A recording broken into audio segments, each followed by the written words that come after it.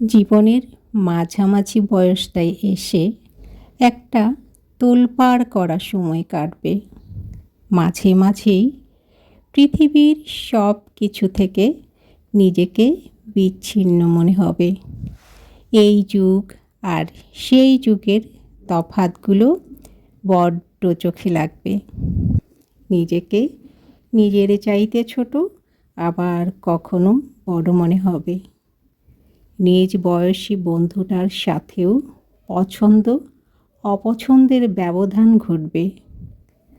আশেপাশের সব আর সবাই কেমন বদলে গেছে মনে হবে। নিজেকে কেমন যেন সব পোশাকেই বেমানান লাগবে। চামড়ার ভাঁজগুলোতে আয়না মেলে ধরলেই ভাবাবে। মেজাজটা তো নাকের ডগায় বসে অযথাই নাচাবে। জীবনে কি করলাম এই ভাবনাটা সারাক্ষণ ভোগাবে। আমার প্রয়োজন বুঝি ফুরিয়ে গেছে, অকারণেই তা মনে হবে। কোথাও যেতে ইচ্ছে হলেও ঘরেই থাকতে ভালো লাগবে। নাটক, সিনেমা, ফেসবুকিংটাও মাঝে মাঝেই অসহ্য লাগবে।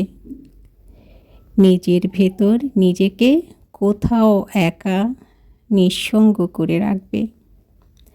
চারিপাশের সবাইকে অনেক ব্যস্ত চোখে দেখবে। নিজেকে কখনো জয়ী, কখনো পরাজিত মনে হবে।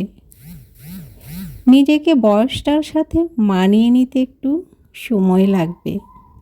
তারপর ধীরে ধীরে সব শিথিল, সব শান্ত হতে থাকবে।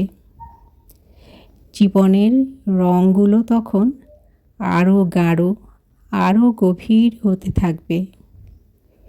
নিজেকে জানার পর সামনের এই পথটাকে আরও সহজ চোখে দেখবে। জীবন ফুরাবার আগেই বাঁচতে হয়, এই অনুভূতিতে একবার বাঁচতে ইচ্ছে করবে। তবে জীবনের এই যে মাঝামাঝি বয়সটায় একটা তোলপাড় করা সময় কাটবে। ভালো লাগলো না? হ্যাঁ, লেখাটা ভালো লেগেছে। মেহেরুন্নেহার মেঘলা মধ্যবয়সের অনুভূতিগুলো কি সূক্ষ্মভাবে তুলে ধরেছে। ভালো লাগলো। নোটে গাছটা মুড়লো, আমার গল্প ফুরলো। এখন খাবো। বেশি কিছু আর রাঁধি না, কারণ সময় নেই।